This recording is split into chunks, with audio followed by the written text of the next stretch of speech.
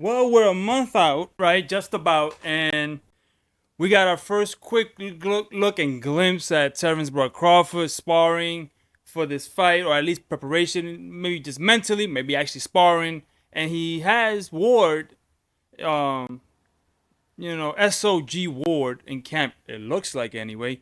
But first, if you're new here, please like and subscribe if you will, if you find this content entertaining. If you're a previous subscriber, thank you for being here. Thank you for coming by again. Your support is greatly appreciated and growing a small community. Now, I'm going to play for you that footage of SOG and Terence. But also I'm going to play a little bit of a montage of also Madrimov, right? And in the event that I get a copyright claim, if you're seeing this for the first time and you see a big jump cut, it's because of that reason. I probably had to take it down. I'm gonna try my best not to. I think it's important to see it. But otherwise than that, I'm gonna play that for you now, and I'm gonna tell you why after I think SOG is all wrong if they are using him in camp. All right, quick, take a look at this.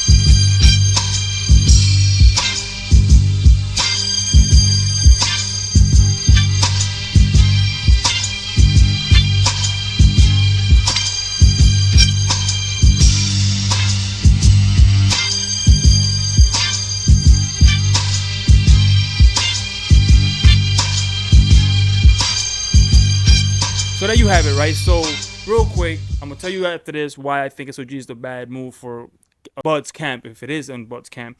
But let's talk about Madrimov real quick. Is fucking electric, right? He has he punches through his targets.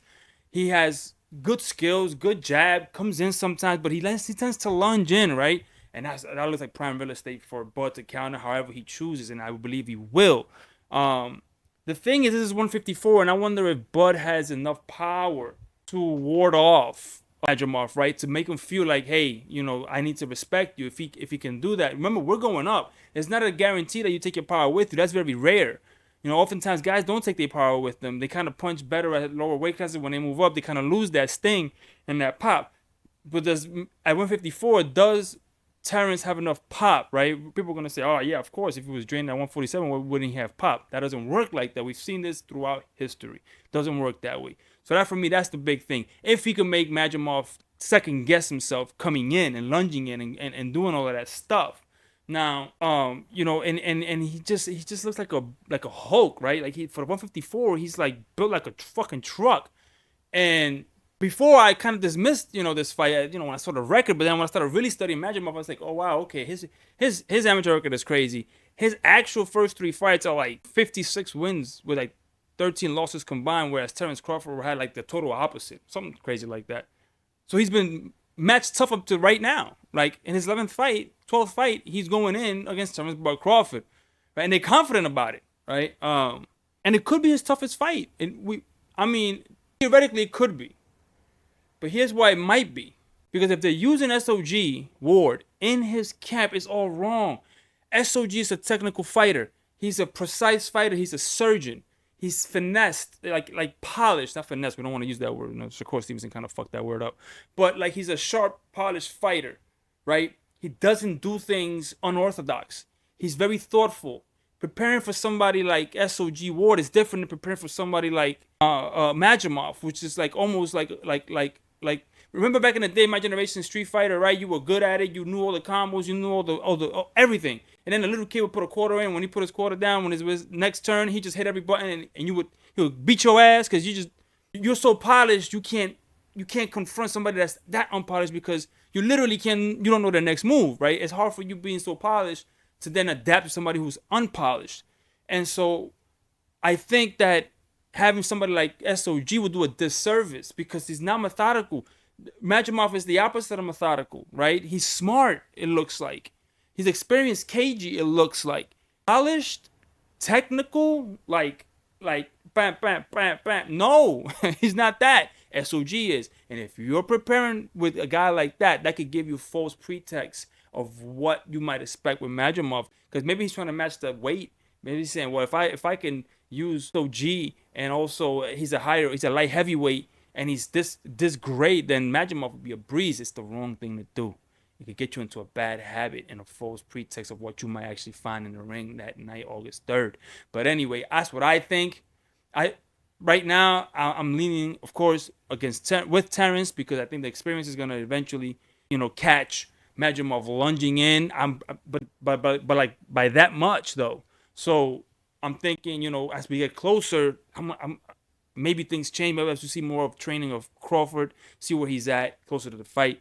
Then I'll make my final prediction. But right now, I'm leaning towards Crawford. Maybe even a stoppage from Crawford late. If he can carry his power up. That's a big if. But anyway, let me know in the comments below. What do you think? Do you think I'm wrong? You think I'm crazy for thinking that? Or do you think Madrimov has a chance in the world? It has a chance here. And do you think that SOG is the right guy to have in camp if he is in camp? Let me know in the comments below. See you in the next video. I'm out. Peace.